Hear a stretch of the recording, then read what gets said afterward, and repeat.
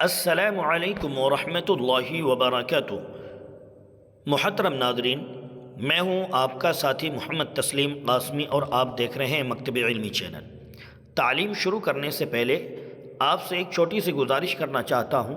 اگر آپ ہمارے چینل پر نئے آئے ہیں اور دینی ویڈیوز دیکھنا چاہتے ہیں، دین سیکھنا چاہتے ہیں تو ہمارے چینل کو سبسکرائب کر لیں اور بیل آئیکن کو دبانا نہ بھولیں تاکہ ہماری دینی ویڈیوز آپ تک بسہولت پہنچ سکے۔ بسم اللہ الرحمن الرحیم۔ آج اسلامی تاریخ 7 جمادی الاولیٰ 1447 ہجری ہے اور 30 اکتوبر 2025 عیسوی۔ اسلامی تاریخ۔ مدینے میں منافقین کا ظہور۔ منافق اس شخص کو کہتے ہیں جو زبان سے اپنے آپ کو مسلمان ظاہر کرے مگر دل میں کفر چھپائے رکھے۔ جب مسلمان ہجرت کر کے مدینہ آ گئے تو لوگوں کے ایمان قبول کرنے کی وجہ سے اسلام تیزی سے پھیلنے لگا اور مسلمانوں کو طاقت و قوت حاصل ہونے لگی، تو اسلام اور مسلمانوں سے دشمنی رکھنے والی منافقین کی جماعت ابھر کر سامنے آ گئی، جو مسلمانوں کے طاقت و غلبے اور اپنی ذاتی نفع کے لیے مسلمانوں کے سامنے اپنے ایمان کا اظہار کرتے، مگر جب اپنے کافر دوستوں سے ملتے تو کہتے کہ ہم تو تمہارے ہی ساتھ ہیں۔ مسلمانوں کو دھوکہ دینے اور ان کا مذاق اڑانے کے لیے ان کے پاس جاتے ہیں۔ ان کا سردار عبداللہ بن ابی تھا، جس کو مدینہ کا بادشاہ بنا کر تاج پوشی کی تیاریاں کی جا رہی تھیں، مگر حضور صلی اللہ علیہ وسلم کے تشریف لاتے ہی اہل مدینہ نے آپ صلی اللہ علیہ وسلم کو اپنا سردار اور رسول تسلیم کر لیا اور اس کی بادشاہت خطرے میں پڑ گئی۔ اس لیے اس کے دل میں آپ صلی اللہ علیہ وسلم اور مسلمانوں کے خلاف دشمنی، حسد اور نفرت پیدا ہو گئی۔ اس کے باوجود حضور صلی اللہ علیہ وسلم اس کے ساتھ حسن سلوک کرتے رہے، جس کے نتیجے میں اس کے بیٹے عبداللہ نے ایمان قبول کر لیا۔ اللہ کی قدرت۔ گوہ کی خصوصیت۔ گوہ گرگٹ اور چھپکلی کی شکل و صورت کا ایک جنگلی جانور ہے۔ اس کی خاصیت یہ ہے کہ یہ پانی نہیں پیتی اور 700 سال بھی زائد زندہ رہتی ہے اور اس کے دانت کبھی نہیں گرتے۔ اس کے تمام دانت ایک دوسرے سے جڑے ہوئے ہوتے ہیں۔ گوہ بہت سے انڈے دے کر زمین میں دبا دیتی ہے اور ان کی نگرانی کرتی رہتی ہے۔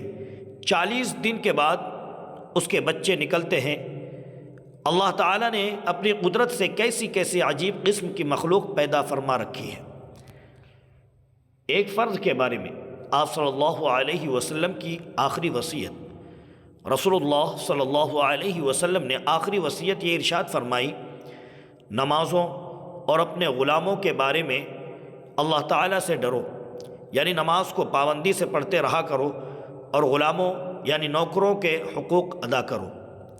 ایک سنت کے بارے میں کھانا کھاتے وقت ٹیک نہ لگانا۔ رسول اللہ صلی اللہ علیہ وسلم نے فرمایا، میں ٹیک لگا کر نہیں کھاتا ہوں۔ فائدہ: بلا عذر ٹیک لگا کر کھانا سنت کے خلاف ہے۔ ایک اہم عمل کی فضیلت: لوگوں کی ضرورت پوری کرنا۔ رسول اللہ صلی اللہ علیہ وسلم نے فرمایا، اللہ تعالیٰ نے کچھ بندوں کو لوگوں کی ضرورت پوری کرنے کے لیے پیدا کیا ہے۔ لوگ ان کے پاس اپنی ضرورت لے کر جاتے ہیں۔ لوگوں کی ضرورت پوری کرنے والے یہ لوگ اللہ کے عذاب سے محفوظ رہیں گے۔ ایک گناہ کے بارے میں اپنے ماتحتوں پر تہمت لگانا۔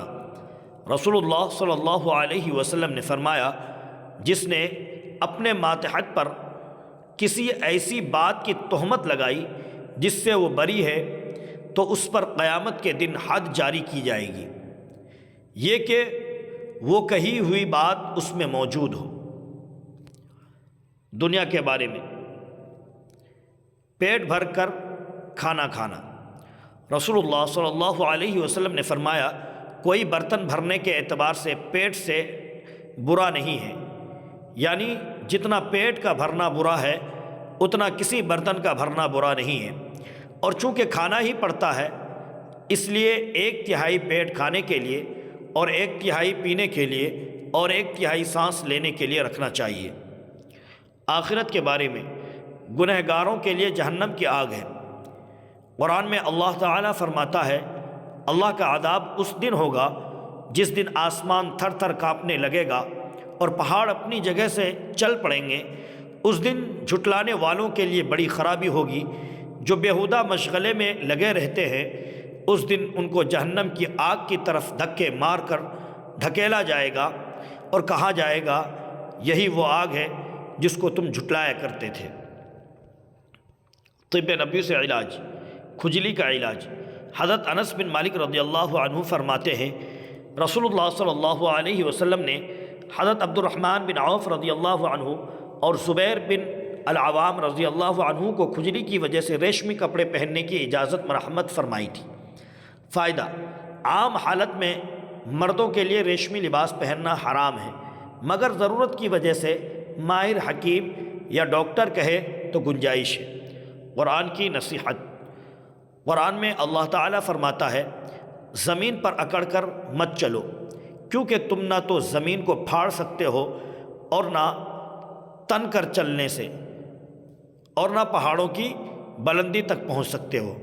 اللہ تعالیٰ ہم سب کو عمل کی توفیق نصیب عطا فرمائے۔ والسلام علیکم ورحمۃ اللہ وبرکاتہ۔